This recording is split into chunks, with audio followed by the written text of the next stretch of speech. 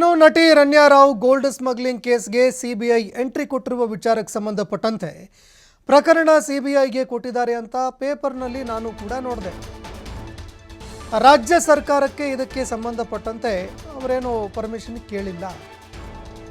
ಸಿಬಿಐಗೆ ಕೊಟ್ಟಿದ್ರೆ ಅದನ್ನು ಈ ಪ್ರಕರಣವನ್ನು ಅವರೇ ತನಿಖೆ ಮಾಡ್ತಾರೆ. ಆದರೆ ಸರ್ಕಾರಕ್ಕೆ ಸಿಬಿಐ ಅಧಿಕಾರಿಗಳು ಅನುಮತಿಯನ್ನು ಕೇಳಿಲ್ಲ. DRIನವರು ಈ ಪ್ರಕರಣವನ್ನು ಕೊಟ್ಟಿರಬಹುದು. ಅಂದರೆ DRI ಅಧಿಕಾರಿಗಳು ಈ ಪ್ರಕರಣವನ್ನು CBIಗೆ ಕೊಟ್ಟಿರಬಹುದು.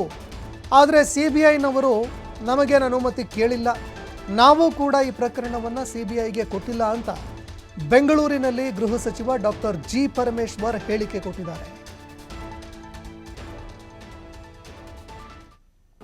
ಗೊತ್ತಿಲ್ಲ ನಿಮಗೆ, CBI ಕೊಟ್ಟಿದ್ದಾರೆ ಅಂತ ಅಷ್ಟೇ ಪೇಪರಲ್ಲಿ ನೋಡಿದ್ದೇನೆ. ಆ CBI ಇನ್ವೆಸ್ಟಿಗೇಷನ್ ಮಾಡಿದ ಮೇಲೆ ಅದರ ತನಿಖೆಯಲ್ಲಿ ಏನು ಬರುತ್ತೆ ಅದ್ರ ಮೇಲೆ ಅವರೇ ಕ್ರಮ ತಗೊಳ್ಳೋದು, ನಾವು ತಗೊಳ್ಳೋದಿಲ್ಲ.